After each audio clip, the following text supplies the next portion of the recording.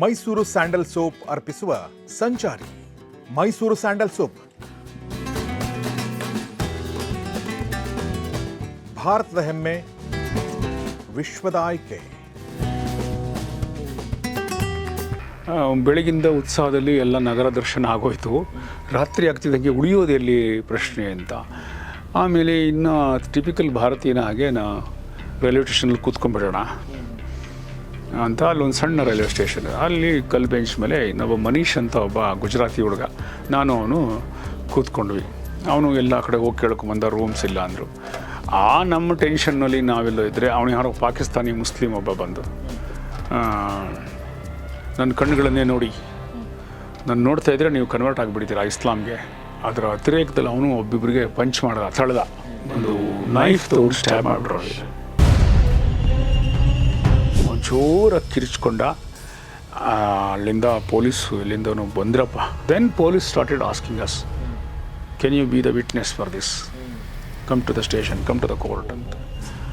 ಕೆಲವು ದೇಶಗಳಲ್ಲಿ, south Africa ಆಗಲಿ, ಟಾನ್ಝೇನಿಯಾ, ನೈರೋಬಿ ಇಂಥ ದೇಶಗಳಿಗೆ ಹೋದಾಗ, ಸೌತ್ ಆಫ್ರಿಕನ್ ಕಂಟ್ರೀಸ್ಗಳಿಗೆ, ಈಜಿಪ್ಟಲ್ಲಿ ಖೈರೋ, ಇಲ್ಲೆಲ್ಲ ಸಂಜೆ 4 ಗಂಟೆ 5 ಗಂಟೆ ಸೂರ್ಯಾಸ್ತ ಆದಮೇಲೆ ಹೊರಗಡೆ ಓಡಾಡಬಾರ್ದು. ಬಟ್ ಮೌರಿ ಜನಾಂಗದ ಒಬ್ಬ ಯುವಕ ನನಗೆ ಅವನು ಹೇಳ್ತಾ ಇದ್ದ, ಅವರಲ್ಲೊಂದು ನಂಬಿಕೆ ಅಂತೆ, ಕಾಡಿನಲ್ಲಿ ಏನಾದರೂ ಒಂದು ಮರ ಕಡಿಬೇಕಾದ್ರೆ ಅವಳು ಕಾಡಿನ ದೇವತೆ ಇರ್ತಾಳೆ ಒಬ್ಬಳು, ಅವಳನ್ನು ಕೇಳಬೇಕು ಪರ್ಮಿಷನ್ನು. ಅವಳು ಹೇಳ್ತಾಳೆ, ಈ ಮರ ಕಡಿಬೇಕಾ ನೀನು, ಇಂಥ 10 ಮರ ನೆಡು, ಆಮೇಲೆ ಕಡಿ ಅಂತ. 10 ಹೇಳ್ಬೋದು ಅವಳು, 50 ಹೇಳ್ಬೋದು. ಅಷ್ಟು ಮರಗಳನ್ನು ನಾವು ಪ್ಲ್ಯಾಂಟ್ ಮಾಡಿ ಆಮೇಲೆ ಕಡಿಬೇಕು. ಇಡೀ ಭೂತಾನ್ನಲ್ಲಿ ಒಂದು ದೊಡ್ಡ ಹಾಸ್ಪಿಟ್ಲಿಲ್ಲ.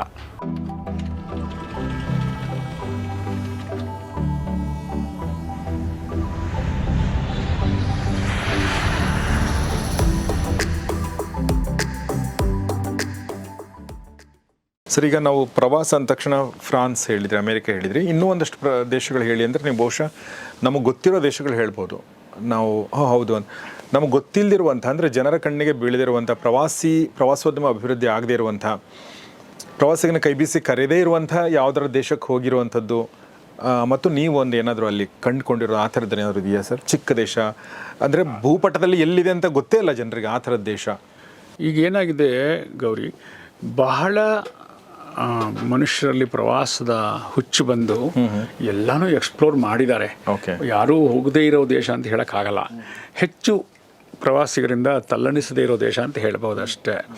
ಹಾಗಾಗಿ ನಾನು ನೋಡಿದರೆ ಎಲ್ಲಿ ಹೋದರೂ ಈಗ ಟೂರ್ ಗೈಡ್ಗಳು, ಸರ್ಕಾರವೇ ತಮ್ಮ ಟೂರಿಸಮ್ನ ಪ್ರಮೋಟ್ ಮಾಡೋದು, ನಮ್ಮಲ್ಲಿಗೆ ಬನ್ನಿ, ನಮ್ಮಲ್ಲಿ ಬಂದು ಸಿನಿಮಾ ಮಾಡಿದರೆ 25% ನಿಮಗೆ ಸಬ್ಸಿಡಿ ಕೊಡ್ತೀವಿ, ಈ ಥರದ್ದೆಲ್ಲ ಆಮಿಷಗಳು ತುಂಬ ಇದೆ, ವರ್ಲ್ಡ್ ವೈಡ್ ಆಗಿದೆ ಈಗ. ಆದರೂ ನಿಮ್ಮ ಪ್ರಶ್ನೆಗೆ ಉತ್ತರ ಹೇಳಬೇಕು ಅಂದರೆ, ಕೆಲವು ಪುಟ್ಟ ದೇಶಗಳು ಅಥವಾ ಜಿಯೋಗ್ರಫಿಕಲಿ ಸ್ವಲ್ಪ ದೊಡ್ಡ ದೇಶವೇ ಇರಬಹುದು, ಅವುಗಳಲ್ಲಿ ವಿಸ್ಮಯಗಳಿರೋದನ್ನು ನಾವು ಗಮನಿಸ್ಬೋದು. ಹಂಗೆ ನನಗೆ ತಕ್ಷಣ ನೆನಪಾಗೋದು 2 ದೇಶ. ಒಂದು ನ್ಯೂಜಿಲೆಂಡ್, ಆಸ್ಟ್ರೇಲಿಯಾದಿಂದ ಕೆಳಗೆ ಒಂದು ಸಣ್ಣ ಬಾಲ ಇದೆ ನ್ಯೂಜಿಲೆಂಡು, ನಮಗೆ ಶ್ರೀಲಂಕಾ ಇದ್ದ ಹಾಗೆ. ಅದು ಬಹಳ ಬಹಳ ಬಹಳ ಶ್ರೀಮಂತ ಪುಟ್ಟ ದೇಶ. ಅಲ್ಲಿ ಸರೋವರಗಳ ನೀರನ್ನು ನೀವು ಬೊಗಸೆ ಹಿಂಗೆ ಹಾಕಿ ಕುಡಿಯಬಹುದು, ಅಷ್ಟು ಸ್ವಚ್ಛವಾದ ದೇಶ ಅದು. ಆಮೇಲೆ ಅದರಲ್ಲೂ ಕೂಡ ದಕ್ಷಿಣ ಭಾಗ, ಅದೇನೋ ಗೊತ್ತಿಲ್ಲ, ಎಲ್ಲ ದಕ್ಷಿಣ ಭಾಗಗಳು ಶ್ರೀಮಂತವಾಗಿರ್ತವೆ, ವಿಶಿಷ್ಟವಾಗಿರ್ತವೆ ಒಂದು ದೇಶದ್ದು. ಅದು ನಾನು ಎಲ್ಲ ಕಡೆ ಗಮನಿಸಿದ್ದೀನಿ, ಭಾರತವೂ ಸೇರಿದ ಹಾಗೆ. ಹೌದು. ಅಲ್ಲಿ ದಕ್ಷಿಣ ನ್ಯೂಜಿಲ್ಯಾಂಡಲ್ಲಿ 1000 ಎಕರೆ ಭೂಮಿಗಳು, ಅವುಗಳಿಗೆ ಫೆನ್ಸಿಂಗ್ ಹಾಕಿ ಕುರಿಗಳನ್ನು ಎಲ್ಲ ಮೇಯಿಸ್ತಿರ್ತಕ್ಕಂಥ ಪಶುಪಾಲನೆ. ಒಬ್ಬ ಮನುಷ್ಯನಿಗೆ 4 ಕುರಿ ಬರುತ್ತೆ ಅಲ್ಲಿರೋದು. ಆ ಪರ್ಸೆಂಟೇಜ್ ಆಫ್ ಕುರಿಗಳು ಇವ್ರು 4 ಮಿಲಿಯನ್ ಇದ್ದರೆ 16 ಮಿಲಿಯನ್ ಕುರಿಗಳಿರುತ್ತೆ. ಅಷ್ಟು ಅವರು ಅದರ ಎಕ್ಸ್ಪೋರ್ಟ್ ಮಾಡ್ತಾರೆ. ಬಹಳಷ್ಟು ಭಾರತೀಯ ರೈತರು, ಭಾರತೀಯ ಮಾಲೀಕತ್ವ ಇರೋ ಅಂದರೆ ಪಂಜಾಬಿಗಳು, ಗುಜರಾತಿಗಳು ಅಲ್ಲಿರುವಂಥದ್ದು ಭಾಳ ಶ್ರೀಮಂತರಾಗಿದ್ದಾರೆ, ಭಾಳ ಹಿಂದೆ ಹೋಗಿರೋರು. ಆಮೇಲೆ ನೈಸರ್ಗಿಕವಾಗಿ ಭಾಳ ಸುಂದರವಾದ ಮೋಡಗಳ ನಾಡು ಅಂತಾರೆ ಅದನ್ನು. ಮೋಡಗಳು ಕೈಗೆಟಕ್ತವೇನೋ ಅನ್ನೋಷ್ಟು ಹತ್ರದಲ್ಲಿ ಕಾಣಿಸ್ತವೆ ಅಂತ. ಅಲ್ಲಿಂದ ಸ್ವಲ್ಪ ಮುಂದೆ ಹೋದರೆ ನಿಮಗೆ ಟಾಸ್ಮೇನಿಯನ್ ಸಮುದ್ರ, ಆಮೇಲೆ ಸೌತ್ ಪೋಲ್ಗೆ ಹತ್ತಿರ ಇದೆ. ನಾನು ಟಾಸ್ಮೇನಿಯನ್ವರೆಗೆ ಹೋದೆ, ಮುಂದಕ್ಕೆ ಹೋಗೋಕ್ಕೆ ನನಗೆ ಅನುಮತಿ ಇರಲಿಲ್ಲ. ಮತ್ತು ಅದಕ್ಕೆ ವಿಶೇಷವಾದ ತರಬೇತಿ ಮೇಲೆ ಹೋಗಬೇಕು, ವಿಶೇಷವಾದ ಸಿದ್ಧತೆ ಮೇಲೆ ಹೋಗಬೇಕು ದಕ್ಷಿಣ ಧ್ರುವಕ್ಕೆ. ಬಟ್ ಉತ್ತರ ಧ್ರುವದಲ್ಲಿ ಅಲಾಸ್ಕಾವರೆಗೆ ಹೋಗಿದ್ದೀನಿ ನಾನು. ಆಮೇಲೆ ನ್ಯೂಜಿಲೆಂಡಿನ ವಿಶೇಷ ಅಂದರೆ ಅಲ್ಲಿ ಮೌರಿ ಜನಾಂಗ ಅಂತ ಇದ್ದಾರೆ, ಮೌರಿಗಳು ಅಂತ. ಅಲ್ಲಿ ಮೌರಿ ಆಸ್ಟ್ರೇಲಿಯಾದಲ್ಲಿ ಅಬೋಜರಿನ್ಸು, ನಮ್ಮ ದಕ್ಷಿಣ ಆಫ್ರಿಕಾದಲ್ಲಿ ಏನು ನೀಗ್ರೋ ಇದಲ್ಲ, ಇವರೆಲ್ಲ ಪಾಪ ನಿಜವಾದ ಮೂಲ ನಿವಾಸಿಗಳು. ಅವ್ರನ್ನೆಲ್ಲ ಇವರು ಬಿಳಿಯರು ಹೋಗಿ ಓಡಿಸಿ ಬಂದೂಕು ತಗೊಂಡು ಹೋಗಿ, ಅವ್ರ ಹತ್ರ ಬಂದೂಕು ಇರಲಿಲ್ಲ, ಬಿಲ್ಲು ಬಾಣ ಇತ್ತು, ಸುಲಭ ಇವರಿಗೆ ಒಂದು ಬಂದೂಕಲ್ಲಿ ಒಂದೇ ಸರಿ 10 ಜನ ಸಾಯಿಸ್ಬೋದು, ದೂರದಿಂದ ಸಾಯಿಸ್ಬೋದು. ಕರೆಕ್ಟ್. ಆ ಒಂದು ಬಳಸ್ಕೊಂಡು ಈ ಯುರೋಪಿನರು ಮಾಡಿರುವಂಥ ವಸಾಹತುಶಾಹಿಗೆ ಅವರೆಲ್ಲ ಬಲಿಪಶುಗಳಾಗಿ ಈಗ ಅವ್ರಿಗೆಲ್ಲ ಒಂದು ಒಳ್ಳೆಯ ಮ್ಯೂಸಿಯಂ ಮಾಡಿಕೊಟ್ಬಿಟ್ಟಿದ್ದಾರೆ. ನೃತ್ಯ ಮಾಡಿ, ಸೊಪ್ಪು ಕಟ್ಕೊಂಡು, ಡ್ಯಾನ್ಸ್ ಮಾಡಿ, ಅದು ಮಾಡಿ ಜನರನ್ನು ರಂಜಿಸ್ಕೊಂಡು ಪಾಪ ಅನಿಸುತ್ತೆ ಅವರು.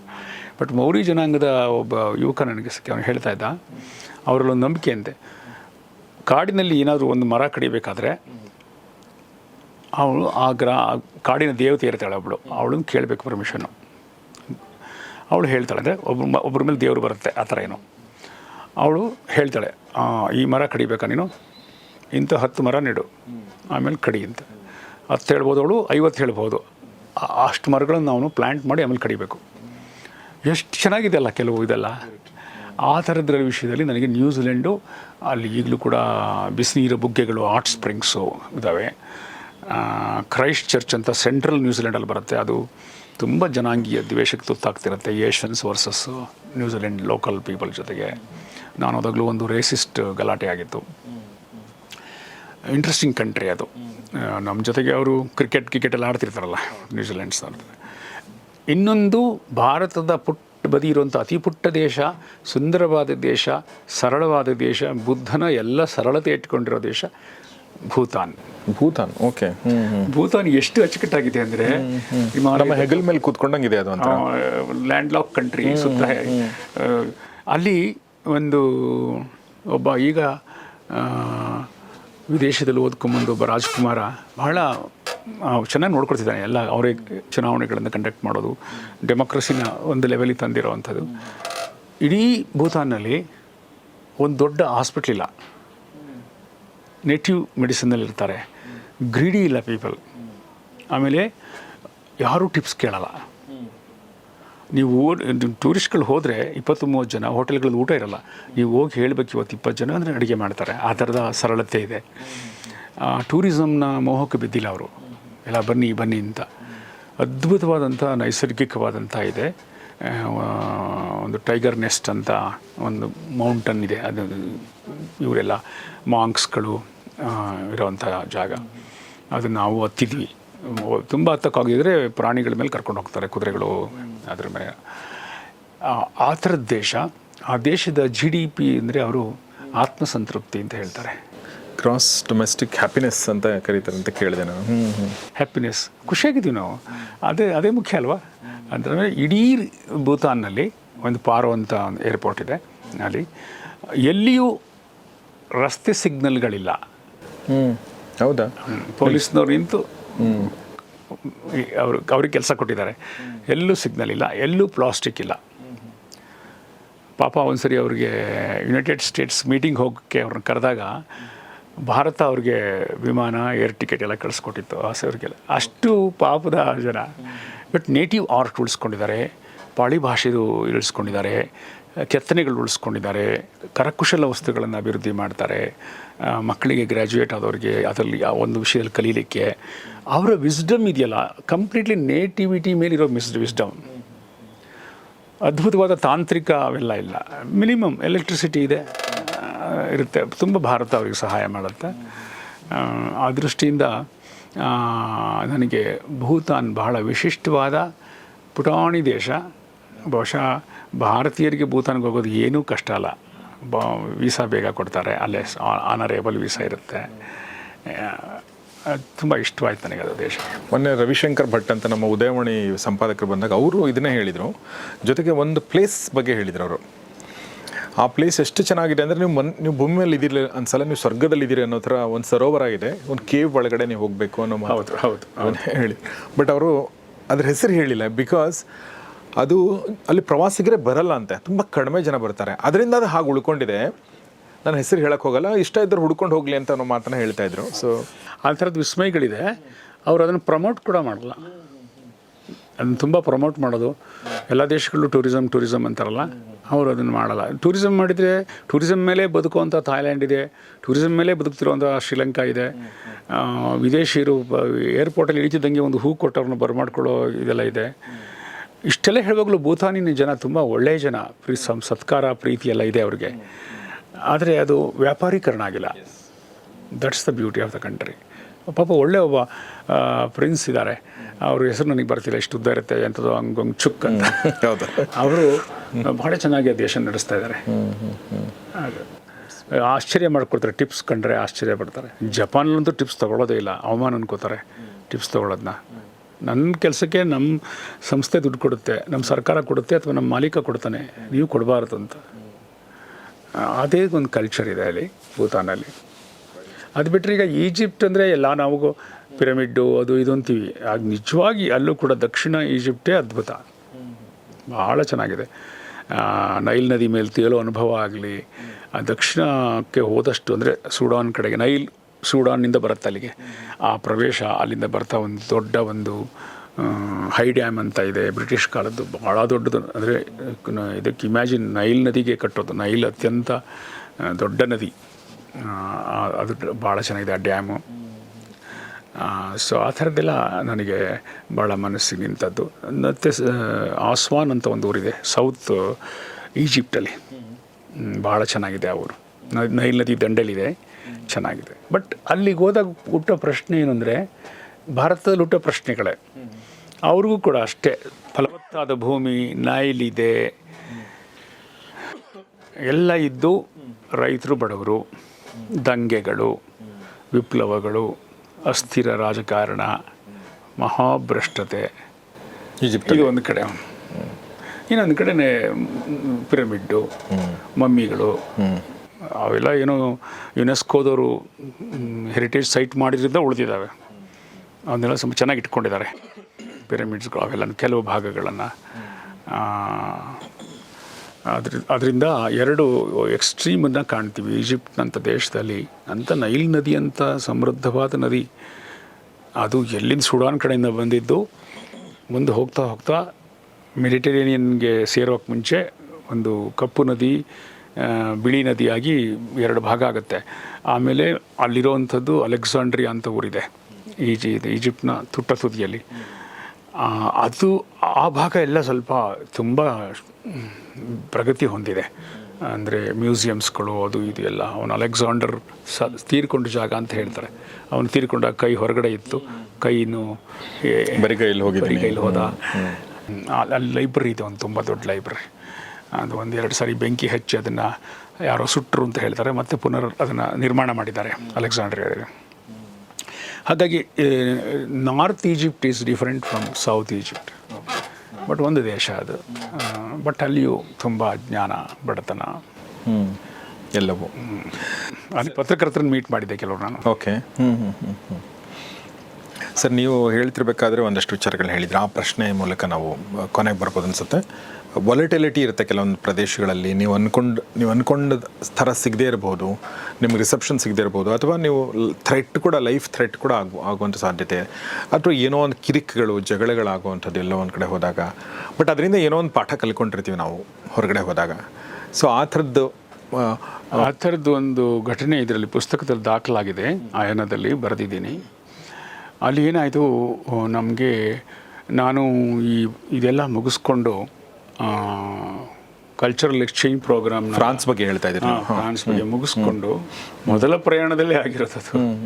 ಮುಗಿಸ್ಕೊಂಡು ನಾನು ಆ ಊರ ಹೆಸರು ಲಕ್ಸಂಬರ್ಗ್ ಇದೆಯಲ್ಲ, ಅಲ್ಲಿ ಲಕ್ಸಂಬರ್ಗ್ನಲ್ಲಿ ಒಂದು ರೈಲ್ವೆ ಸ್ಟೇಷನ್ನಲ್ಲಿ ಇರಬೇಕಾದ ಸ್ಥಿತಿ ಬಂತು. ಏನು ಮಾಡಿದರೂ ಎಲ್ಲಿಯೂ ರೂಮ್ ಸಿಕ್ಕಲಿಲ್ಲ. ನಾವು ಈಗಿನ ಹಾಗೆ ಆನ್ಲೈನ್ ಬುಕ್ಕಿಂಗ್ ಮಾಡ್ಕೊಂಡು ಹೋಗಿರಲಿಲ್ಲ. ಅಲ್ಲಿ ಅದು ಒಂದು ಏಕ್ದಮ್ ನನಗೆ ಇದುವರೆಗೆ ಆತಿಥ್ಯ ಮನೆಗಳಲ್ಲಿ ಇದ್ದು ಹೊರಗೆ ಬಂದಿದ್ದೆ. ಅಲ್ಲಿ ಇಂಗ್ಲೀಷ್ ಬರಲ್ಲ, ಎಲ್ಲಿ ಹೋದರೂ ನೋ ರೂಮ್ಸ್ ಅಂತ. ಬೆಳಗಿಂದ ಉತ್ಸಾಹದಲ್ಲಿ ಎಲ್ಲ ನಗರ ದರ್ಶನ ಆಗೋಯ್ತು. ರಾತ್ರಿ ಆಗ್ತಿದ್ದಂಗೆ ಉಳಿಯೋದು ಎಲ್ಲಿ ಪ್ರಶ್ನೆ ಅಂತ. ಆಮೇಲೆ ಇನ್ನು ಟಿಪಿಕಲ್ ಭಾರತೀಯನ ಹಾಗೆ ರೈಲ್ವೆ ಸ್ಟೇಷನಲ್ಲಿ ಕೂತ್ಕೊಂಡ್ಬಿಡೋಣ ಅಂತ ಅಲ್ಲೊಂದು ಸಣ್ಣ ರೈಲ್ವೆ ಸ್ಟೇಷನ್, ಅಲ್ಲಿ ಕಲ್ ಬೆಂಚ್ ಮೇಲೆ ಇನ್ನೊಬ್ಬ ಮನೀಶ್ ಅಂತ ಒಬ್ಬ ಗುಜರಾತಿ ಹುಡುಗ, ನಾನು ಅವನು ಕೂತ್ಕೊಂಡ್ವಿ. ಅವನು ಎಲ್ಲ ಕಡೆ ಹೋಗಿ ಕೇಳ್ಕೊಂಬಂದ, ರೂಮ್ಸ್ ಇಲ್ಲ ಅಂದರು. ನಮ್ಮ ಟೆನ್ಷನ್ನಲ್ಲಿ ನಾವೆಲ್ಲೋ ಇದ್ದರೆ ಅವನು ಯಾರೋ ಪಾಕಿಸ್ತಾನಿ ಮುಸ್ಲಿಮ್ ಒಬ್ಬ ಬಂದು ನನ್ನ ಕಣ್ಣುಗಳನ್ನೇ ನೋಡಿ, ನಾನು ನೋಡ್ತಾ ಇದ್ದರೆ ನೀವು ಕನ್ವರ್ಟ್ ಆಗಿಬಿಡ್ತೀರಾ ಇಸ್ಲಾಮ್ಗೆ ದಿಟ್ಟಿಸಿ ನೋಡಿದರೆ ಸಾಕು, ಅಷ್ಟು ಪವರ್ ಇದೆ. ನಾನು ಪ್ರವಾದಿ ಸಂದೇಶಗಳನ್ನು ಓದ್ಕೊಂಡ್ಬಂದಿದ್ದೀನಿ ಅಂತ ಮುರುಕು ಇಂಗ್ಲೀಷಲ್ಲಿ ನಮ್ಮ ಪಕ್ಕದ ಊರಲ್ಲಿ ಬೆಳ್ಳೂರು ಸಾಬ್ರು ಅಂತ ಇರ್ತಾರೆ ಹುಡುಗರು, ಹಂಗೆ ಕಾಣೋಣ ಅವನು. ನನಗೆ ನಗು ಆಮೇಲೆ ನೋಡು ನನ್ನ ಕಣ್ಣುಗಳನ್ನೇ ನೋಡು ನೀನು ಅಂತ. ನನಗೆ ಏನು ಮಾಡ್ತಾನಪ್ಪ ಇವನ ಹತ್ರ ಹಾಸ್ಯ ಪ್ರಜ್ಞೆನೂ ವರ್ಕ್ ಆಗಲ್ವಲ್ಲ ಅಂತ. ನಾನು ನಿನ್ನ ಕಣ್ಣುಗಳಲ್ಲಿ ಪಿಸರೆ ಇದೆ, ಕ್ಲೀನ್ ಮಾಡ್ಕೊ ಅಂತ ಹೇಳಿದ್ದೆ. ಕ್ಲೀನ್ ಯುವರ್ ಐಸ್ ಅಂತ. ಅವನಿಗೆ ಅವಮಾನ ಆಗಿತ್ತು. ಆಮೇಲೆ ನಾವು ಯಾವ ಸ್ಥಿತಿಲಿದ್ದೀವಿ ಅಂದರೆ, ಅವನು ಏನಾದರೂ ಅವತ್ತು ರೂಮ್ ಕೊಟ್ಟಿದ್ರೆ ಅವತ್ತಿನ ಮಟ್ಟಿಗೆ ಇಸ್ಲಾಮ್ಗಾದರೂ ಅಲ್ಲ ಕ್ರಿಶ್ಚಿಯಾನಿಟಿಗಾದ್ರೂ ಯಾವುದಕ್ಕಾದ್ರೂ ಧರ್ಮಕ್ಕೆ ಸೇರ್ಕೊಳ್ಳೋಕೆ ರೆಡಿ ಇರ್ತೀವಿ ಇಬ್ಬರು. ಆ ಪರಿಸ್ಥಿತಿ ನಮಗೆ. ಸೊ ಆಮೇಲೆ ಆ ಧರ್ಮಬೋಧಕ ನಾವು ಬಲಿಪಶುಗಳಾಗಲ್ಲ ಅಂತ ಗೊತ್ತಾಯಿತು. ಹೋದ್ಮೇಲೆ ಕೂತ್ಕೊಂಡ್ವಿ. ಒಂದು 9 ಗಂಟೆ ಮೇಲೆ ನಿರ್ಜನವಾಗೋಯ್ತು ಸ್ಟೇಷನ್. ಇಬ್ಬರೇ ಕೂತಿದ್ವಿ. ಒಬ್ಬ ಇಟಲಿಗೆ ಹೋಗೋ ಒಬ್ಬ ಪ್ರಯಾಣಿಕ, ಅದು ಇಟಲಿಗೆ ಹೋಗುತ್ತೆ ಟ್ರೈನ್ ಅಲ್ಲಿಂದ. ಅವನು ಪಾಪ ಸೀನಿಯರ್ ಸಿಟಿಸನ್ ನಿಂತ್ಕೊಂಡು ಲಗೇಜ್ ಇಟ್ಕೊಂಡು ಅವನು ಬಂದು, ನನಗೆ ಯಾರಾದರೂ ಸ್ಟೇಷನಿಗೆ ಬಂದರೆ ಸಾಕು ಅಂತ. ಅದು ಎಲ್ಲಿರ್ತಾರೋ ಸ್ಟೇಷನ್ ಮಾಸ್ಟ್ರು, ಎಲ್ಲಿದೆಯೋ ಗೊತ್ತಿಲ್ಲ. ಅಲ್ಲೆಲ್ಲ ನೀರವತೆ ಮತ್ತು ನಿರ್ಜನತೆ ಇರುತ್ತೆ, ಗದ್ದಲ ಇರಲ್ಲ. ಕರೆಕ್ಟ್. ಅದು ಸಹಜ ಆಗಿರುತ್ತೆ, ನಮಗೆ ಭಯ ಹುಟ್ಟಿಸುತ್ತೆ ಅಷ್ಟೇ. ಒಂದು ಪಾನಮತ್ತರಾದ ವಿದ್ಯಾರ್ಥಿಗಳದ್ದು ಒಂದು ಹಿಂಡು ಬಂತು. ಓಕೆ. ಇದು ಲಕ್ಸಂಬರ್ಗ್ನ ಕ್ಯಾಪಿಟಲ್ ಸಿಟಿ, ಒಂದು ಸಬರ್ಬ್ ಸಿಟಿ. ಒಂದು ಟ್ರೈನ್ ಸ್ಟೇಷನ್ ಬರ್ತಿದ್ದೀನಿ. ನನಗೆ ಆ ಸ್ಟೇಷನ್ ಹೆಸರು ಮರ್ತು ಹೋಗಿದೆ. ಅವ್ನು ಬಂದರು. ಅವರು ಬಂದವರು ಅವ್ರದ್ದು ಏನಂದರೆ ಎಲ್ಲ ಬೇರೆ ರೇಸ್ಗಳನ್ನು ಹೇಟ್ ಮಾಡೋದು, ಕೀಟ್ಲೆ ಮಾಡೋದು, ಹಾಸ್ಯ ಮಾಡೋದು, ಅವ್ರ ಭಾಷೆಯಲ್ಲಿ ಕೆಡ್ತಾ ಬೈಯೋದು. ಅದು ಇಂಗ್ಲೀಷ್ ಅಲ್ಲ, ಅವ್ರು ಕೇಳೋದು ಅವ್ರ ಭಾಷೆಯಲ್ಲಿ. ನಾವು ಉತ್ತರ ಕೊಡದೇ ಇದ್ರೆ ರೇಗಿಸ್ತಾರೆ. ಉತ್ತರ ಕೊಡೋಕ್ಕೆ ನಮಗೆ ಗೊತ್ತಾಗಲ್ಲ. ಸೊ ನಮಗೆ ಒಂದು ಆ ರಾತ್ರಿ ಎಂಥ ಭೀಕರವಾಗಿ ಶುರುವಾಯಿತು ಅಂದರೆ, ಸುತ್ತ ಡ್ಯಾನ್ಸ್ ಮಾಡೋದು, ಕುಣಿಯೋದು. ಈ ಕೆಲವರು ಲೆಫ್ಟ್ ಔಟ್ಸ್ ಇರ್ತಾರಲ್ಲ, ಸ್ಕೂಲ್ ಬಿಟ್ಟವರು, ಆ ಥರದವರು, ಡ್ರಗ್ಸ್ಗಳು, ಆ ಥರದವರು ಎಲ್ಲ ತರುಣರು, ದೃಢಕಾಯರಾಗಿರೋರು. ಹೇಗಪ್ಪ ಮಾಡೋದು ಅಂತ ಅವನು ಬರೋದು, ಬ್ಯಾಗ್ ಎಳಿಯೋದು, ಬಟ್ಟೆ ಎಳಿಯೋದು, ತಮಾಷೆ ಮಾಡೋದು, ಹಿಂಗೆಲ್ಲ ಮಾಡೋದು, ಹೇಯ್ ಅಂತ ಹಿಂಗೆ. ಅದೇನೋ ಹೇಳೋದು ನನಗೆ ಅರ್ಥ ಆಗ್ತಿರಲಿಲ್ಲ. ತುಂಬ ಹೆದರಿಕೆ ಹುಟ್ಟಿಸ್ತಾ ಇತ್ತು ನನಗೆ. ಆಮೇಲೆ ನಾವು ಸುಮ್ಮನೆ ಕತ್ಬಗಿಸ್ಕೊಂಡು ಸುಮಾರು ಹೊತ್ತು ಕೂತ್ಕೊಂಡ್ವಿ. ಅವ್ರಿಗೆ ನಮ್ಮ ಪ್ರಯೋಜನ ಆಗಲ್ಲ ಇವತ್ತು ಎಷ್ಟು ಮಾತಾಡಿದ್ರು ಅಂತ. ಯಾಕಂದ್ರೆ ನಾನು ಮೌನ ಮತ್ತು ಮುಗುಳ್ನಗೆ ಇವೆರಡು ಶತ್ರುಗಳನ್ನು ಮಣಿಸ್ಲಿಕ್ಕಿರುವಂಥ 2 ಆಯುಧಗಳು. ಇವು ಯುದ್ಧಗಳನ್ನು ತಕ್ಷಣಕ್ಕಾದರೂ ಮುಂದೂಡುವಂಗೆ ಮಾಡ್ತವೆ. ಯುದ್ಧಗಳನ್ನು ರದ್ದು ಮಾಡಲಿಕ್ಕಾಗದಿದ್ರೂ ಯುದ್ಧಗಳನ್ನು ಮುಂದೂಡಬಹುದು ನಿಮ್ಮ ಒಂದು ಮುಗುಳ್ನಗೆಯಿಂದ ಮತ್ತು ಮೌನದಿಂದ. ಇದೊಂದು ಫಿಲಾಸಫಿ ಕೇರ್ಫುಲ್ಲಾಗಿ ಕಲ್ತ್ಕೊಂಡಿರ್ತೀನಿ. ಸುಮ್ಮನೆ ಇದ್ದು ಬಿಡೋದು ಅಂತ. ಅವನು ಪಾಪ ನಮ್ಮ ಮನುಷ್ಯ ತುಂಬ ಹೆದರೋಗ್ಬಿಟ್ಟ. ಈಗ ಹೋಗ್ಬಿಡೋಣ ಬನ್ನಿ ಅಂತ ಹೇಳ, ಲೆಟ್ಸ್ ಗೋ ಫ್ರಮ್ ಹಿಯರ್ ಅಂತ. ಎಲ್ಲಿಗೆ ಹೋಗ್ತೀಯಪ್ಪ? ಫಾಲೋ ಮಾಡ್ತಾರೆ. ಅದೆಲ್ಲೋ ಆ ಕಡೆ ಮಿಣುಕು ದೀಪಗಳಿದೆ, ಯಾವ ಹೋಟ್ಲಲ್ಲಿ ರೂಮ್ ಇಲ್ಲ, ಇಲ್ಲೇ ಇರೋಣ. ಹೆಂಗೋ ಒಂದು ಸ್ಟೇಷನ್ ಒಳಗಡೆ ಶೌಚಾಲಯ ಇದೆ, ಕೂತ್ಕೊಂಡ್ಬಿಡೋಣ ಅಂತ. ಸುಮಾರು ಹೊತ್ತು ನಮ್ಗೆ ಗೋಳಿಕೊಂಡ್ರು. ಅದರಲ್ಲಿ ಆ ಕಡೆ ಒಬ್ಬ ಅವನು ನೋಡ್ದ, ಇಟಾಲಿಯನ್ನ. ಅಲ್ಲಿಗೆ ಹೋಗಿ ಏಯ್ ಬನ್ನಿ ಇಲ್ಲೊಬ್ಬ ಇದ್ದಾನೆ ಅನ್ನೋ ಏನೋ ಕರೆದ. ನಮ್ಮ ಬಿಟ್ಟು ಅಲ್ಲಿ ಹೋದರು. ಅಲ್ಲಿ ಹೋಗಿ ಅವನಿಗೆ ತುಂಬ ಟಾರ್ಚರ್ ಮಾಡೋಕ್ಕೆ ಶುರು ಮಾಡಿದರು. ಅವ್ರ ಮಾತಿನಲ್ಲಿ Italy get out of to join Asia not Europe ಅಂತ. ಅವನು ಏಷ್ಯಾ ಖಂಡಕ್ಕೆ ಸೇರ್ಕೊಳ್ಳೋಕೆ ಲಾಯಕ್ ನೀವು ಯುರೋಪಿಯನ್ಸ್ ಅಲ್ಲ ನೀವು ಅಂತ. ಅವನು ಏನು ಮಾಡ್ತಾನೆ ಪಾಪ. ಅವನು ಭಾಳ ಮಿಲಿಟ್ರಿ ಆಫೀಸರ್ ಏನೋ ಆಗಿದ್ದ, ಭಾಳ ಅವ್ನಿಗೆ ಆ್ಯಂಗರ್. ಅವನು ಈ ಸ್ಟಾರ್ಟೆಡ್ ಆರ್ಗ್ಯೂ ಮಾಡದೇ ಇದ್ರೆ ಸರಿ ಇತ್ತು. ಆರ್ಗ್ಯೂ ಮಾಡ್ದೆ. ಟ್ರೈನ್ಗಳೆಲ್ಲ 200 ಕಿಲೋಮೀಟ್ರಿಗೆ ಒಂದು ದೇಶ ಹೋಗ್ತಿರ್ತವೆ, ಯೂರೋ ರೈಲ್ಸು. ಆ ಟ್ರೈನ್ ರೋಡೋದು, ಆ ಟ್ರೈನಿಗೆ ಕಾಯ್ತಿದ್ದ ಅವನು. ಇಟಲಿಗೆ ಹೋಗ್ಬೇಕಾಗಿತ್ತು, ಅಂದರೆ ರೋಮ್ಗೆ. ಇದು ನಡೀತಾ ಇತ್ತು. ನಮ್ಗೆ ಆ ಮುದುಕನಿಗೆ ಸಪೋರ್ಟ್ ಮಾಡಬೇಕು ಅಂತ ಇಷ್ಟ, ಭಾಷೆ ಸಮಸ್ಯೆ, ಮತ್ತು ನಾವು ಸಪೋರ್ಟ್ ಮಾಡೋಕ್ಕೆ ಹೋದ್ರೆ ನಮಗೇನು ಪರಿಸ್ಥಿತಿ ಆಗುತ್ತೋ ಅಂತ ನಾವು ಮೂಕ ಪ್ರೇಕ್ಷಕರಾಗಿ ಕೂತ್ಕೊಂಡಿದ್ವಿ. ಮಾತಾಡ್ತಾ ಅವನು ಮುಟ್ಟೋದು, ತಳ್ಳೋದು, ಅವನ ಕುಟುಂಬದ ಬಗ್ಗೆ, ಅವನ ಹೆಣ್ಣುಮಕ್ಕಳ ಬಗ್ಗೆ ಎಲ್ಲ ಅಶ್ಲೀಲವಾಗಿ ಮಾತಾಡೋದು ಎಲ್ಲ ಟಿಪಿಕಲ್ ಇರ್ತಾರಲ್ಲ ನೈಟ್ ಗೂಂಡಾಗಳು ಮತ್ತು ಕುಡುಕರು, ಇದೆಲ್ಲ ಮಾಡೋಕ್ಕೆ ಶುರು ಮಾಡಿದ್ರು. ಆಮೇಲೆ ಅದರ ಅತಿರೇಕದಲ್ಲಿ ಅವನು ಒಬ್ಬಿಬ್ಬರಿಗೆ ಪಂಚ್ ಮಾಡ್ದ, ತಳ್ದ. ಒಂದು ನೈಫ್ ತೊಗೊಂಡು ಸ್ಟ್ಯಾಬ್ ಮಾಡಿಬಿಟ್ರು ಅವನಿಗೆ. ಅವನು ಜೋರಾಗಿ ಕಿರಿಚ್ಕೊಂಡ. ಅಲ್ಲಿಂದ ಪೊಲೀಸು ಎಲ್ಲಿಂದನೂ ಬಂದ್ರಪ್ಪ. ಅದೇನು ಮೋಸ್ಟ್ಲಿ ಅವರು ರೈಲ್ವೆ ಸ್ಟೇಷನ್ ಸಿಬ್ಬಂದಿ ಹೇಳಿರಬೇಕು. ಯಾರು ಸಿಬ್ಬಂದಿ ಕಾಣಿಸ್ತಿರ್ಲಿಲ್ಲ, ಎಲ್ಲಿಂದನೂ ಸ್ಟೇಷನ್ ಮಾಸ್ಟರ್ ಏನೋ ಹೇಳಿರಬೇಕು. ಬಂದು ಇವ್ರನ್ನ ಒಂದಷ್ಟು ಜನ ಅರೆಸ್ಟ್ ಮಾಡಿದ್ರು. ಕೆಲವರು ಓಡೋಗ್ಬಿಟ್ರು. ಅವನಿಗೆ ತಕ್ಷಣ ಒಂದು ಇದಾಕಿ ಆಂಬುಲೆನ್ಸಿಗೆ ಕರ್ಕೊಂಡು ಹೋದರು. ಪೊಲೀಸ್ನವರು. Then police started asking us, can you be the witness for this, come to the station, come to the court ಅಂತ. ಈಗ ಇನ್ನೊಂದು ಸಮಸ್ಯೆ ಶುರುವಾಯ್ತು ನಮಗೆ. ಕೊನೆಗೆ ನಾವು ಪ್ರಯಾಣಿಕರು ವಸತಿ ಇಲ್ಲದೆ ಕೂತಿದ್ವಿ. ನೋಡಿ, ನಾನು ನಾಳೆ ಅಮೇರಿಕಕ್ಕೆ ಹೋಗ್ತಿದ್ದೀನಿ, ನನ್ನ ಟಿಕೆಟ್ಟು, ಇವನು ಗುಜರಾತಿನ ಮೆಡಿಕಲ್ ಸ್ಟೂಡೆಂಟು, ಇಂಡಿಯಾದಿಂದ ಬಂದಿದ್ದೀವಿ, we had a cultural exchange programme in France, ಅಲ್ಲಿಂದ ಈ ಕಡೆ ಬಂದಿದ್ದೀವಿ ಅಂತ ಹೇಳಿ ಅವ್ರಿಗೆ ನಮ್ಮ ಅರುಕು ಮುರುಕು ಇಂಗ್ಲೀಷಲ್ಲಿ ಹೇಳಿದ್ರು ಯಾರಿಗೂ ಅರ್ಥ ಆಗ್ತಿಲ್ಲ ಒಂದು ಅಕ್ಷರ. ನಿಮ್ಗೆ ನೋಡಿ, ಅಲ್ಲಿ ಕೂಡ ಇಂಗ್ಲೀಷ್ ಬರದೇ ಇರೋ ಕಡೆದ್ರೆ ನಿಮ್ಗೆ ಅಹಂಕಾರದ ನಿರಸನ ಆಗೋದಕ್ಕೆ ಕರೆಕ್ಟಾಗಿರುತ್ತೆ. ನಿಮಗೆಲ್ಲ ಕೊಬ್ಬು ಹಿಡಿದು ಹೋಗ್ಬಿಡುತ್ತೆ. ನಿಮಗೆ ಗೊತ್ತಿರೋ ಭಾಷೆ ಅವ್ರಿಗೆ ಗೊತ್ತಿಲ್ಲ ಅಂದರೆ ಮತ್ತು ಅದು ಕಾನ್ಫ್ಲಿಕ್ಟ್ಸ್ಗಳನ್ನು ಜಾಸ್ತಿ ಮಾಡ್ತಾ ಹೋದರೆ ಎಕ್ಸಾಕ್ಟ್ಲಿ ಅಪಾಯ ಜಾಸ್ತಿ.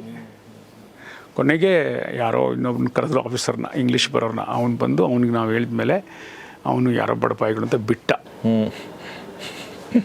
ಅದೊಂದು ಮೊದಲ ವಿದೇಶ ಪ್ರಯಾಣದಲ್ಲಾಗಿದ್ದು. ಅದಕ್ಕೇ ಕೆಲವು ದೇಶಗಳಲ್ಲಿ, ಸೌತ್ ಆಫ್ರಿಕಾ ಆಗಲಿ, ಟಾನ್ಝೇನಿಯಾ, ನೈರೋಬಿ ಇಂಥ ದೇಶಗಳಿಗೆ ಹೋದಾಗ, ಸೌತ್ ಆಫ್ರಿಕನ್ ಕಂಟ್ರೀಸ್ಗಳಿಗೆ, ಈಜಿಪ್ಟಲ್ಲಿ ಖೈರೋ, ಇಲ್ಲೆಲ್ಲ ಸಂಜೆ 4 ಗಂಟೆ 5 ಗಂಟೆ ಸೂರ್ಯಾಸ್ತ ಆದಮೇಲೆ ಹೊರಗಡೆ ಓಡಾಡಬಾರ್ದು. ಎಷ್ಟೇ ಉತ್ಸಾಹಿಗಳಾಗಿದ್ದರೂ ಹೋಗಬಾರ್ದು. ಯಾಕಂದರೆ ಯಾರಾದರೂ ಬಂದು ಗನ್ ತೋರಿಸಿ ಲೂಟ್ ಮಾಡ್ಬೋದು. ನ್ಯೂಯಾರ್ಕ್ನಲ್ಲೂ ಕೆಲವು ಏರಿಯಾಗಳು ಹಂಗೆ ಇದೆ, ತುಂಬ ಕ್ರಿಮಿನಲ್ಸ್ ಇರ್ತಾರೆ. ಅದ್ರ ಬಗ್ಗೆ ಎಚ್ಚರವಾಗಿರಬೇಕು. ಇದು ನನಗೆ ಮೊದಲ ವಿದೇಶ ಪ್ರವಾಸದಲ್ಲೇ ಕಲಿಸ್ಕೊಂಡಂಥ ಪಾಠ. ಅದು ಅನಿರೀಕ್ಷಿತವಾದದ್ದು ಸಂದರ್ಭ ಆಗಿತ್ತು. ಸರ್, ಕೊನೆಯದಾಗಿ ಮುಗಿಸೋಕ್ಕಿಂತ ಮುಂಚೆ ನೀವು ನಿಮ್ಮ ಇದೆಲ್ಲ ಟ್ರಾವೆಲ್ ಮಾಡುವಾಗ ನೀವು ಮದುವೆ ಮದುವೆ ಆಗಿರಲಿಲ್ಲ ಸರ್? 90 ಮದುವೆ ಆಗಿತ್ತು. ಓಕೆ. ಸೊ ನೀವು ಯೂಶ್ವಲಿ ಒಬ್ಬರೇ ಹೋಗ್ತೀರಾ ಸರ್ ನೀವು?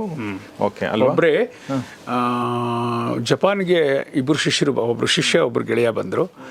ಜಪಾನ್ಗೆ ಹರಿಕಟೋ ಜಾಯಿನ್ಸ್ ಬರೆದಾಗ ಮಿಕ್ಕ ಎಲ್ಲ ದೇಶಗಳಲ್ಲೂ ಒಬ್ಬನೇ. ಇದಕ್ಕೆ ಹೋಗಿದ್ದು, ಟಾನ್ಝೇನಿಯಾಕ್ಕೆ ಹೋಗಿದ್ದಾಗ ಒಂದು ಗುಂಪಿತ್ತು, ಒಂದು 5-6 ಜನದ ಗುಂಪು. ಅಂದರೆ ಅಲ್ಲಿ ನೈರೋಬಿನಲ್ಲಿ ಕನ್ನಡ ಸಂಘದವ್ರು ನಮ್ಮನ್ನು ಕರೆದಿದ್ದರು. ಕನ್ನಡ ಸಂಘದ ಕಾರ್ಯಕ್ರಮ ಮುಗಿದ ಮೇಲೆ ಒಂದು ಇಷ್ಟಪಡುವಂಥ ಒಂದು team, we travel to see Masai Mara ಪ್ರಾಣಿಗಳು, ಅಲ್ಲಿಗೆ ಹೋದವಾಗ ಆಗ ಗುಂಪಿತ್ತು.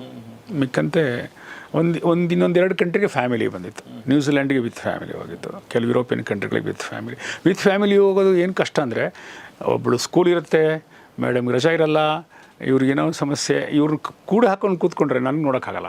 ಅಂಥ ಟೈಮಲ್ಲಿ ನಾನು ಆಮೇಲೆ ಇನ್ನೊಂದು ಸಮಸ್ಯೆ ಏನಂದರೆ, ಅಲ್ಲಿ ಹೋದಾಗಲೂ ಕೂಡ ನೀವು ನಿಮ್ಮ ಒಂದು ಏನಿರುತ್ತೆ ಅದೊಂದು ಸರಿಯಾದ ಸಮಯಕ್ಕೆ ಅಲ್ಲಿ ಹೋಗ್ಬೇಕಿಲ್ಲ, ಅದೆಲ್ಲ ಆಗಲ್ಲ. ಎಲ್ಲರೂ ಅದಕ್ಕೆ ಜೊತೆ ಸೇರುವಂಥದ್ದು. ಹೌದು, ಅದೆಲ್ಲ ಸ್ವಲ್ಪ ಕಷ್ಟ. ಬಟ್ ನಮ್ಮ ಫ್ಯಾಮಿಲಿನಲ್ಲಿ ಹಕ್ಕಿ ಪಿಕ್ಕಿಗಳು ನಾವು ಯಾವಾಗಲೂ ತಮಾಷೆ ಮಾಡ್ತಿರ್ತೀವಿ. ನಮ್ಮ ಮನೇಲಿ ಎಲ್ಲ ಥರದ ಸೈಜಿನ ಸೂಟ್ ಕೇಸ್ಗಳು 1 ವಾರಕ್ಕಾದ್ರೆ ಇದು, 15 ದಿನಕ್ಕಾದ್ರೆ ಇದು ಅಂತ ಒಂಥರ ರೆಡಿ ಥರ ಒಂದು ಸರಿ ತೀರ್ಮಾನ ಮಾಡಿದ ತಕ್ಷಣ ಟಕ್ ಅಂತ ರೆಡಿಯಾಗಿ ಎಲ್ಲ ಏನೇನು ಬೇಕು, ಪಾಸ್ಪೋರ್ಟ್ ಅದು ಇದು ಮಾಡ್ಕೊಂಡು ಹೊರಟ್ಬಿಡ್ತೀವಿ ಜೈ ಅಂತ. ಆದರೆ ಸಮಯ ಹೊಂದಾಣಿಕೆ ಆಗದೆ ಇರೋ ಸಂದರ್ಭದಲ್ಲಿ ನಾನು ಒಬ್ಬನೇ ಹೋಗಬೇಕಾಗತ್ತೆ. ಭಾಳಷ್ಟು ಕಂಟ್ರಿಗಳಿಗೆ ನಾನು ಒಬ್ಬನೇ ಹೋಗಿರೋದು, ಕೆಲವು ಕಂಟ್ರಿಗಳಿಗೆ ಜೊತೆಲಿ ಟ್ರಾವೆಲ್ ಮಾಡಿ. ಓಕೆ. ಒಬ್ಬನೇ ಹೋಗೋದ್ರ ಸುಖ ಏನು ಸರ್, ದುಃಖ ಏನು? ಸುಖ ಏನು ಅಂದರೆ, ಒಂದು ಮುಕ್ತತೆ ಪ್ರಾಪ್ತವಾಗುತ್ತೆ, ವಿ ಆರ್ ಫ್ರೀ ಅಂತ. ಅದೊಂದು ಭಯ ಏನಾಗುತ್ತೆ ಅಂದರೆ, ಏನಾದರೂ ಹೆಚ್ಚು ಕಡಿಮೆ ಆದರೆ ನಮ್ಮನ್ನು ವಾಪಸ್ ಇಂಡಿಯಾಕ್ಕೆ ತಲುಪಿಸ್ತಾರೆ ಇವರು ಅನ್ನುವಂಥ ಭಯ ಬರುತ್ತೆ. ಕೆಲವು ವ್ಯಕ್ತಿಗಳು ವಿಲಕ್ಷಣವಾಗಿ ವಿಚಿತ್ರವಾಗಿ ನಡ್ಕೊಂಡ್ಬಿಡ್ತಾರೆ. ಎಲ್ಲ ಊಟಕ್ಕೆ ಹೋದಾಗ, ರೆಸ್ಟೋರೆಂಟಲ್ಲಿ ಲೇಟ್ ನೈಟ್ ಆಗಿದಾಗ, ವಾಕ್ ಮಾಡುವಾಗ, ಅಂಥ ಸಂದರ್ಭಗಳು ಸ್ವಲ್ಪ ಆತಂಕ ಹುಟ್ಟಿಸುತ್ತೆ. ಯಾಕೆಂದರೆ ಗನ್ ಕಲ್ಚರ್ ಎಲ್ಲ ಕಡೆ ಇದೆ. ನಮ್ಮ ಪತ್ರಿಕೆಗಳಲ್ಲಿ ಸುದ್ದಿ ಬೇರೆ ಓದ್ತಿರ್ತೀವಿ, $10 ಶೂಟ್ ಮಾಡಿಬಿಟ್ಟಿದ್ದಾರೆ, ತೊಗೊಂಡೋಗಿದ್ದಾರೆ ಅವನು $10. ಯಾಕಂದರೆ ಶೂಟ್ ಮಾಡ್ತಾರೆ, ಆಮೇಲೆ ಚೆಕ್ ಮಾಡ್ತಾರೆ ಜೇಬು ಎಷ್ಟಿದೆ ತೋರಿಸು ಅಂತೆಲ್ಲ ಕೊಲ್ಲಲ್ಲ. ಹಂಗೆ ಅಂಥ ಹುಂಬರು ಮತ್ತು ವಿಕೃತರು ಇರ್ತಾರೆ. ಆ ಥರದ ಕಥೆಗಳು ಅದೊಂದು. ಆಮೇಲೆ ಫ್ಲೈಟ್ ಮಿಸ್ ಆಗಿಬಿಡೋದು, ಕನೆಕ್ಟಿಂಗ್ ಫ್ಲೈಟ್ ಮಿಸ್ ಆಗಿಬಿಡೋದು, ವಸತಿ ಪ್ಲ್ಯಾನ್ ಆಗಿರಲ್ಲ, ಆ ಥರದ್ದು. ಸಡನ್ನಾಗಿ ಹೆಲ್ತ್ ಪ್ರಾಬ್ಲಮ್ ಆಗಿಬಿಡುತ್ತೆ ಕೆಲವು ಸರಿ, ಅದು ತುಂಬ ಆಗುತ್ತೆ. ಅಂಥ ಹೊತ್ತಲ್ಲಿ ನಿಮಗೆ even if you have your own medical kit, ಅದನ್ನು ಮೀರಿ ಅದಕ್ಕೆ ಆಗಲ್ಲ ಅಂತ ಅಂದಾಗ ತುಂಬ ಸುಸ್ತಾಗುತ್ತೆ. ಪ್ರಯಾಣ ಮುಂದಕ್ಕೆ ಹೋಗೋಕ್ಕಾಗಲ್ಲ, ಹೋಗಲೇಬೇಕು. ನಾಳೆ ರೆಸ್ಟ್ ತೊಗೋಬೇಕು ಅನ್ನೋ ಸ್ಥಿತಿ ಇರುತ್ತೆ, ಬಟ್ ಟ್ರಾವೆಲ್ ಮಾಡಲೇಬೇಕು. ಅದರಿಂದ ಏಕಾಂಗಿ ಪ್ರಯಾಣಕ್ಕಿಂತ like minded people 1 or 2 or 3 must be there. It should not beyond 2-3. ಯಾಕೆಂದರೆ ಕ್ರೌಡ್ ದೊಡ್ಡದಾದಾಗ ತುಂಬ ಪ್ರಾಬ್ಲಮ್ ಆಗುತ್ತೆ. ಒಬ್ಬ ಸೂಕ್ಷ್ಮವಾದ ಪ್ರವಾಸಿಗೆ ಬಂದವರು ಒಬ್ರಿಗೆ ವೆಜಿಟೇರಿಯನ್ ಬೇಕು, ಒಬ್ರಿಗೆ ನಾನ್ ವೆಜಿಟೇರಿಯನ್ ಬೇಕು, ಒಬ್ರಿಗೆ ಇಂಥದ್ದು ಬೇಕು, ಒಬ್ರಿಗೆ ಅಭಿರುಚಿ ಇರಲ್ಲ, ಇವರು ಇವೆಲ್ಲ ನಾನು ಹೋಗೋಕ್ಕಾಗಲ್ಲ ಅಂತ ಕೂತ್ಕೊಂಡ್ಬಿಡ್ತಾರೆ. ಸಿಕ್ಕಾಪಟ್ಟಾಗಿರುತ್ತೆ. ಇಲ್ಲ ರೈಲಲ್ಲಿ ಹೋಗೋಣ ಅಂದರೆ ಬಸ್ಸಲ್ಲಿ ಹೋಗೋಣ ಅಂತಾರೆ ಒಬ್ಬರು. ಆ ಥರದ್ದೆಲ್ಲ ಆಗ್ಬೋದು. ಸೊ ಹಾಗಾಗಿ ನಾನು I don't prefer to go in a crowd where I should be independent. Mean time we need a kind of assistance. Better ಒಬ್ಬರ ಜೊತೆ. ಈಗ ಇನ್ಮೇಲೆ ನಾನು ಒಬ್ಬನೇ ಹೋಗಲ್ಲ. ಅಂದರೆ ನನಗೆ my body is alarming, be careful, ಹಂಗೆಲ್ಲ ಹೋಗಬೇಡ ಅಂತ ಹೇಳುತ್ತೆ. ಸೊ ಅಟ್ಲೀಸ್ಟ್ ಯಾರು ಒಬ್ಬರ ಜೊತೆಗೆ ಹಾಕ್ಕೊಂಡು ಹೋಗ್ತೀವಿ, ಬಟ್ ಅವ್ರು ಲೈಕ್ ಮೈಂಡೆಡ್ ಆಗಿರಬೇಕು. That is very important. So ಹಾಗೆ ನಾವು ಪ್ರವಾಸದ ಬಗ್ಗೆ ಮಾತಾಡ್ತಾ, ಸಂಚಾರಿ ಬಗ್ಗೆ ಮಾತಾಡ್ತಾ ಸಾಕಷ್ಟು ವಿಚಾರಗಳು ಮಾತಾಡಿದ್ವಿ. ಸಾಕಷ್ಟು ವಿಚಾರಗಳು ಮಾತಾಡಿದ್ರು ಕೂಡ ಅದು ಸಮಗ್ರ ಅಂತ ಹೇಳೋಕ್ಕಾಗಲ್ಲ. ಆದರೆ ನಾಗ್ತಿಹಳ್ಳಿಯವರ ಸಂಚಾರದ ಬಗ್ಗೆ ಹೆಚ್ಚಿನ ಮಾಹಿತಿ ಬೇಕಾದರೆ ನಾನು ಆಲ್ರೆಡಿ ನಿಮ್ಮ ಪುಸ್ತಕದ ಬಗ್ಗೆ ಹೇಳಿದೆ. ಜಗಲಿಂದ ಜಗತ್ತು ಇರಬಹುದು, ಅಥವಾ ಈ ಎಲ್ಲ ಪುಸ್ತಕಗಳು, ನನ್ನ ಗ್ರಹಿಕೆ ಅಲಾಸ್ಕಾ, ಅಲೆವ ಬೆಡಗು, ಅಲೆಮಾರಿಯ ಹೆಜ್ಜೆಗಳು, ನನ್ನ ಗ್ರಹಿಕೆ ಅಮೇರಿಕಾ, ನನ್ನ ಗ್ರಹಿಕೆ ಫ್ರಾನ್ಸ್. ಅಯನ ಅಂದರೆ ಏನು ಸರ್? ಅಯನ ಅಂದರೆ ಪ್ರಯಾಣ ಅಂತ. ಪ್ರಯಾಣ, ಓಕೆ. ರಾಮನ ಅಯನವೇ ರಾಮಾಯಣ. ಓ, ರಾಮಾಯಣ, ಕರೆಕ್ಟ್. ಅಯನ ಅಂದರೆ ಪ್ರಯಾಣ. ನನ್ನ ಗ್ರಹಿಕೆ ನೇಪಾಳ, ನ್ಯೂಜಿಲೆಂಡ್ ಮತ್ತು ಆಸ್ಟ್ರೇಲಿಯಾ ಪ್ರವಾಸ ಕಥನ, ದಕ್ಷಿಣ ಧ್ರುವದಿಂ ಮತ್ತು ಹೊಳೆದಂಡೆ. ನನ್ನ ಗ್ರಹಿಕೆ ಈಜಿಪ್ಟ್, ನನ್ನ ಗ್ರಹಿಕೆ ಸಿಕ್ಕಿಂ. ಇದು ನೇಪಾಳ ಇದೆಯಲ್ಲ, ಅದು ಈಗ ಪದವಿ ಪೂರ್ವ ವಿದ್ಯಾರ್ಥಿಗಳಿಗೆ ಪಠ್ಯವಾಗಿದೆ. ಅದರ ಲೇಖನ ಬುದ್ಧ ಬಿಸಿಲೂರಿನವನು ಅಂತ ಈಗ PUC ಫಸ್ಟ್ ಇಯರ್ ಮಕ್ಕಳು ಓದ್ತಿದ್ದಾರೆ. ಅದು ವೆರಿ ನೈಸ್ ಸರ್. ಅದರ ಜೊತೆಗೆ ಕೊನೆಯದಾಗಿ ನನ್ನ ಗ್ರಹಿಕೆ ಜಪಾನ್. ಈ ಎಲ್ಲ ಪುಸ್ತಕಗಳ ಅರಿಗಟೋ ಗಜಾಯಿಮಸ್ ಇದೆಯಲ್ಲ, ಹಂಗಂದರೆ ಥ್ಯಾಂಕ್ಸ್ ಅಂತ, ಧನ್ಯವಾದಗಳು ಅಂತ ಹೇಳೋದಕ್ಕೆ, ಅದಕ್ಕೆ ಅದೇ ಟೈಟ್ಲ್ ಇಟ್ಟೆ. ಸೊ ಈ ಪುಸ್ತಕಗಳು ಬೇಕು ಅಂದ್ರೆ ಫೋನ್ ನಂಬರ್ ಹಾಕಿರ್ತೀನಿ, ದಯವಿಟ್ಟು ಆಸಕ್ತರು ತೆಗೆದುಕೊಂಡು ಓದಿ ಅಂತ ಕೇಳ್ಕೊಳ್ತೀನಿ. ಎಲ್ಲ ದೇಶಗಳಿಗೆ ನಾವು ಹೋಗೋಕ್ಕಾಗದೇ ಇರ್ಬೋದು, ಆದರೆ ಅಟ್ಲೀಸ್ಟ್ ಹೋಗಿ ಬಂದವರ ಅನುಭವಗಳನ್ನ, ಕಥೆಗಳನ್ನ ಕೇಳಿದರೆ ಆ ದೇಶ ನಮ್ಮಲ್ಲೂ ಕೂಡ ಸೃಷ್ಟಿಯಾಗುತ್ತೆ, ಬೆಳೆಯುತ್ತೆ ಅಂತ ನನಗನ್ಸುತ್ತೆ.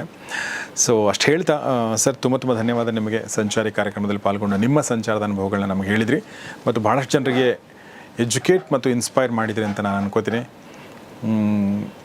ನಿಮ್ಮ ಸಂಚಾರ ಹೀಗೆ ಮುಂದುವರಿಲಿ, ನೂರಾರು ಕಾಲ ಅಂತ ನಾನು ಹಾರೈಸ್ತೀನಿ. ನನ್ನ ಅಲೆಮಾರಿತನ ಹೀಗೆ ಮುಂದುವರಿಲಿ. ಸಂಚಾರಕ್ಕಿಂತ ಅಲೆಮಾರಿತನ ಬೆಟರ್ ವರ್ಡ್ ಅನ್ಸುತ್ತೆ. Okay, nomadic. ದಿಕ್ಕು ಗೊತ್ತು ಗುರಿ ಇಲ್ಲದೆ ಅಲೆಯೋರು ಅಂತ. Yes. Thank you sir, thank you very much. Thank you so much. So ಸ್ನೇಹಿತರೆ, ಇದು ಸಂಚಾರಿಯ ಮತ್ತೊಂದು ಎಪಿಸೋಡ್. ಖ್ಯಾತ ನಿರ್ದೇಶಕ, ಬರಹಗಾರ ನಮ್ಮ ನಾಗ್ತಿಹಳ್ಳಿ ಚಂದ್ರಶೇಖರ್ ಸರ್ ಅವರ ಸಂಚಾರದ ಅನುಭವಗಳನ್ನ ಕೇಳಿದ್ರಿ. ನಿಮಗೆ ಏನು ಅನ್ನಿಸ್ತು ದಯವಿಟ್ಟು ಕಮೆಂಟ್ ಬಾಕ್ಸಲ್ಲಿ ತಿಳಿಸಿ. ಏನು ಸಜೆಷನ್ ಇದ್ದರೆ, ಪ್ರಶ್ನೆಗಳಿದ್ದರೆ ಅದನ್ನು ಕೂಡ ಕಮೆಂಟ್ ಬಾಕ್ಸಲ್ಲಿ ತಿಳಿಸಿ ಅಂತ ಹೇಳ್ತಾ ಇವತ್ತಿನ ಈ ಎಪಿಸೋಡ್ ಮುಗಿಸ್ತಾ ಇದ್ದೀನಿ. ನೋಡ್ತಾ ಇರಿ ಗೌರಿ ಶಕಿ ಸ್ಟುಡಿಯೋ, ಮಾಡ್ತಾ ಇರಿ ಸಂಚಾರ. ನಮಸ್ಕಾರ. ಮೈಸೂರು ಸ್ಯಾಂಡಲ್ ಸೋಪ್ ಅರ್ಪಿಸುವ ಸಂಚಾರಿ. Mysuru sandal soap